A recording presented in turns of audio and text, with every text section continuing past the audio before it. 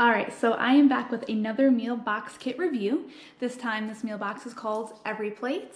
I'm rating this box as number 3 of all the boxes that I've tried just because of the variety that it doesn't really have. I rated number 2 for Marley Spoon because they have so much variety through any kind of like dietary restriction that you may have, and Everyplate doesn't have that, unfortunately. They do have 13 different recipes, which is great to choose from, but if you're going for like a keto or paleo or vegetarian, there's not that many options. You can't upgrade for like a premium, a couple bucks more. You can get some like steak or salmon, which is really cool. And just like the other box kits, you can choose from 2 people or 4. And the best part about Everyplate is how cheap it is. It's literally the cheapest box I've ever tried. It's only $5 a serving.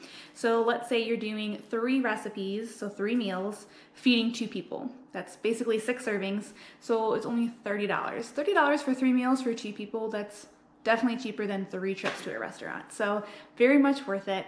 And I do overall enjoy the quality and the taste of the food, even though they don't have a lot of variety. The recipes are designed to be made within 30 minutes or less, and each recipe card is only 6 steps long.